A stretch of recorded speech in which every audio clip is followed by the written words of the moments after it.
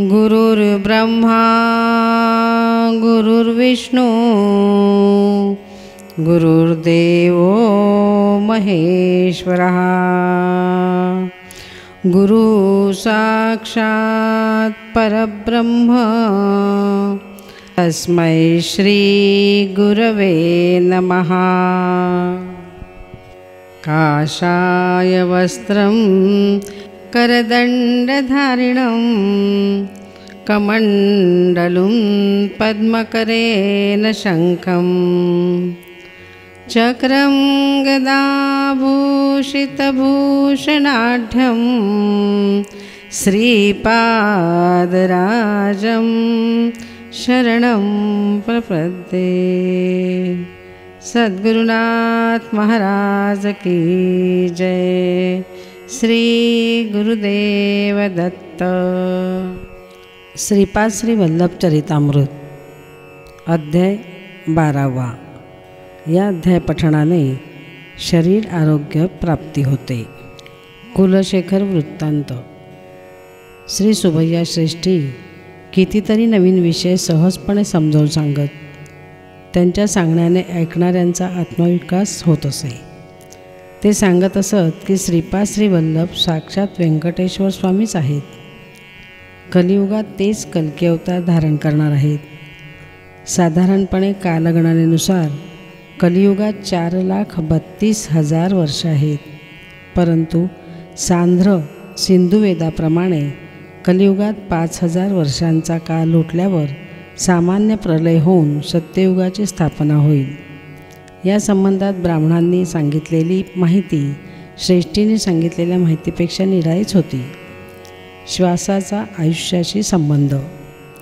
कलियुगामध्ये कलीची अंतर्दशा 5,000 वर्षात संपते। त्यानंतर थोडा काळ संधिकाळ असतो। त्यानंतर कलियुगात सत्ययुगाची अंतर्दशा प्रारंभ होते। कलियुगात एकूण 4,32,000 वर्षाचा काळ असला तरी अंतर्दशा, सूक्ष्मदशा, विदशा इत्यादी असतात। हा योगशास्त्र समजणाऱ्यांना कळण्यासारखा विषय आहे। ब्रह्मदेवाने प्रत्येकाला 120 वर्षे आयुष्यमान दिले आहे, परंतु प्रत्येक व्यक्ती 120 वर्षे जगेलच असे नाही।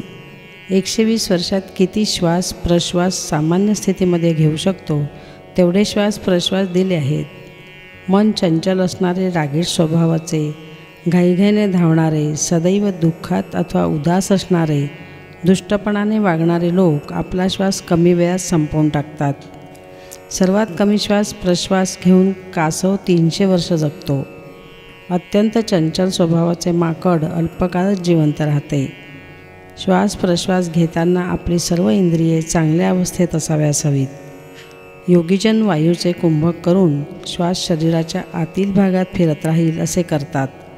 यामुळे कितीतरी श्वास शिल्लक राहून ते दीर्घकाळापर्यंत जीवित असतात। मनुष्याच्या शरीरात जीवाणू परिणामक्रमाप्रमाणे बदलतात। श्रीपाद चरितामृताच्या पारायणाचे फल। 10 वर्षापूर्वी असलेले शरीर आता सारखे नसते। जुन्या जीवाणूच्या ठिकाणी नवीन जीवाणू जन्म घेतात। नवीन शरीर भाग जन्मतो त्याप्रमाणे प्राणशक्तीसुद्धा अनेक बदलांतून जात असते। जीवनदायक नवीन प्राणशक्ती निर्माण होते। रोगट जुनी प्राणशक्ती नाश पावते। त्याचप्रमाणे मानसिक शक्तीसुद्धा अनेक बदलांतून जात असते। जुने भाव बदलून नष्ट होऊन नवीन भाव निर्माण होतात। नवीन जन्मलेल्या मानसिक गोष्टीमध्ये दैवी शक्ती, दैवी कृपा प्राप्त करण्याचे सामर्थ्य असते। त्याद्वारे मन, प्राण आणि शरीरसुद्धा होऊ लागते। श्रीपाद श्री वल्लभ चरितामृतासारखे ग्रंथ साक्षात परमेश्वर स्वरूप आहेत। या ग्रंथातील प्रत्येक अक्षरामध्ये सिद्धशक्ती, योगशक्ती आणि अंतर्निहित असते। असे ग्रंथ मानसिक रीतीने, वाचिक रीतीने अथवा मानस वाचिक दोन्हीमध्ये समन्वय होऊन पठण केल्याने श्रीपाद प्रभूंचे दिव्य मानस चैतन्य आकर्षित होते। ग्रंथाचे पारायण करणाऱ्या भक्तांचे शारीरिक मानसिक प्राण, रुग्ण, बाधा, कष्ट व संबंधित समस्त स्पंदने श्रीपाद प्रभूंच्या मानसिक चैतन्यात विलीन होतात। तेथे ते शुद्ध होऊन दिव्य अनुग्रहपुरीत स्पंदनांच्या रूपाने साधकांकडे परत येतात। अशा परिस्थितीमध्ये साधकाला इहपर सुखाची प्राप्ती होते. सत्पुरुषांना अन्नदान केल्याची फळे. ग्रंथाचे पारायण केल्यावर कमीत कमी 11 सत्पुरुषांना जेव घालावे अथवा त्यांच्या खर्चाएवढी रक्कम दत्तक्षेत्रामध्ये दान करावी. सत्पुरुषांना भोजन दिल्याने साधकाला आयुष्य लाभते.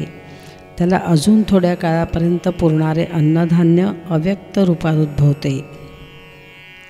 एवढेच नाही तर सत्पुरुष संतुष्ट झाल्यावर शांती, पुष्टी, तुष्टी, ऐश्वर्य इत्यादीच्या संबंधातील भोग योगाच्या स्पंदनाचा अव्यक्तपणे उद्भव होतो. कालांतराने अव्यक्त अवस्थेतील बीजे व्यक्तस्थितीमध्ये अंकुरित होऊन महावृक्षांमध्ये विराजित होतात. वनवासात असताना द्रौपदीकडून अन्नाचा एक कण स्वीकारून श्रीकृष्ण परमात्म्याने दुर्वास महर्षी आणि त्यांच्या 10,000 शिष्यांना पोटभर जेवण दिले. श्रीगुरूंना श्रद्धाभावाने समर्पित होऊन समस्त अव्यक्तातील बीजरूपात असणारे कालांतराने व्यक्तस्थितीत साधकाला हवे असलेले समस्त भोगभाग्य प्रसाद रूपाने प्राप्त होतात. सांदीपनी ऋषींच्या आश्रमात विद्याग्रहण करण्यासाठी राहिले असताना श्रीकृष्ण आणि सुदामा एकदा दर्भ तोडून आणण्यासाठी वनात गेले. श्रीकृष्ण थकल्यामुळे सुदामाच्या मांडीवर डोके ठेवून ते थोडा वेळ निद्रिस्त झाले. सुदामाला भूक लागली होती. गुरुमातेने दोघांसाठी थोडे पोहे दिले होते. ते तो श्रीकृष्णास न सांगता एकटाच खाऊ लागला. झोपेचे सोंग घेतलेले श्रीकृष्ण झोपेतून उठल्याप्रमाणे आव आणून म्हणाले, सुदामा, भूक लागली आहे. घरून येताना गुरुमाऊलीने मुलांना भूक लागेल म्हणून काहीतरी खायला दिले का? सुदामाने नाही म्हटले. श्रीकृष्ण सुदामाला म्हणाले, तू काहीतरी खात असल्यासारखे वाटले मला. सुदामा म्हणाला, मी विष्णू सहस्त्रनाम म्हणतो आहे. श्रीकृष्ण म्हणाले, ओ हो, असे काय? मला एक स्वप्न पडले की आपणा दोघांसाठी गुरुमाऊलीने पोहे दिले. ते तू मला न देता एकटाच खात आहेस. एवढ्यात सुदामा म्हणाला, श्रीकृष्णा, थकला आहेस ना? त्यातून दुपारची वेळ, यावेळी पडलेल्या स्वप्नाचे काही फळ नसते असे शास्त्र सांगते. श्रीकृष्ण स्मितहास्य करून गप्प राहिले. कालांतराने सुदामा गरीब होऊन अत्यंत भाग्यहीन झाला. त्याने आपले कष्ट नाहीसे करण्यासाठी कितीतरी वेळा विष्णू सहस्त्रनामाचे पठण केले, परंतु काही विशेष फायदा झाला नाही. शेवटी श्रीकृष्णाचा अनुग्रह झाला. त्याने सुदामाने आणलेले पोहे खाल्ले आणि त्याला विशेष अशा राज्यवैभवाचा प्रसाद दिला. श्रीकृष्णाने सुदामाच्या मांडीवर डोके ठेवून थोडा वेळ विश्रांती घेतली होती. त्याची परतफेड म्हणून सुदामाला आपल्या मांडीवर झोपवून त्याच्या पायातील काटे काढून त्याचे पाय दाबून दिले. कर्मसूत्र किती गूढतेने कार्य करते हे प्रभूंनी याद्वारे सूचित केले. मल्लयुद्धात प्रवीण असणाऱ्यांचा गर्वहरण. श्रीपाद प्रभू 4 वर्षाचे असताना पिठिकापुरममध्ये मल्ल्या देशातील एक मल्ल आला. त्याचे नाव कुलशेखर असे होते. तो सप्तगिरी बालाजीचा भक्त होता. प्रत्येक राज्यातील मल्लयुद्धांना जिंकून जयपताका घेऊन पिठिकापुरमला आला. पिठिकापुरमच्या मल्लयुद्धांना आपण कुलशेखरांकडून मार खाऊन अपमानित होणार असे निश्चित वाटत होते. त्या मल्लांपैकी काही जणांना श्रीपाद प्रभूंवर दृढविश्वास होता. तेच आपणास या संकटातून सोडवतील या श्रद्धाभावाने ते श्रीपाद प्रभूंकडे गेले आणि शरणागती मागितली. श्रीपाद प्रभूंनी त्या सर्व मल्लांना अभयवचन दिले. पिठिकापुरममध्ये एक कोबडा युवक होता. तो 8 ठिकाणी वाकडा होता व अशक्तसुद्धा होता. तो काही काम करू शकत नव्हता, तरी त्याला श्रेष्ठींनी पगार देऊन ठेवून घेतले होते. तो श्रीपादांचा भक्त होता व सतत त्यांची आपली विकृती दूर करण्यासाठी प्रार्थना करीत असे. त्यावर श्रीपाद प्रभू त्या युवकास भीमास म्हणाले होते, योग्य वेळ येताच मी तुझे काम करीन. श्रीपाद प्रभू त्या मल्लांना म्हणाले, आपला भीम आहे ना, कुलशेखरासमोर जाण्यास तो योग्य आहे. भीमासारखे आपल्या पाठीशी असताना आपणास काय भय? भीमाची श्रीपाद प्रभूंवर अढळ श्रद्धा होती. ठरल्याप्रमाणे भीम आणि कुलशेखराचे मल्लयुद्ध सुरू झाले. अनेक लोक हा अद्भुत सामना पाहण्यास जमा झाले. कुकुटेश्वराच्या मंदिरातील प्रांगणात मल्लयुद्ध सुरू झाले. कुलशेखराच्या प्रत्येक माराबरोबर भीमाचे शरीर बलवान होत होते. तो ज्या ठिकाणी भीमास मारित होता त्याच ठिकाणी तितक्याच जोरात त्याला मार लागत होता. कुलशेखर थकला. भीमाचे कुबड जाऊन तो बलवान झाला. कुलशेखर श्रीपाद प्रभूंना शरण आला. श्रीपाद प्रभू म्हणाले, कुलशेखरा, मानवी शरीरावर 108 मर्मस्थाने असतात. या सर्वांचे ज्ञान तुला आहे. भीमाचा केवळ माझ्यावर विश्वास आहे. मीच त्याचा रक्षक आहे हे ज्ञान त्याला आहे. तू अहंकाराने फुगला आहेस. आजपासून भीमाची सारी दुर्बलता तुला देतो आहे. तुला अन्नवस्त्राला कमी पडणार नाही.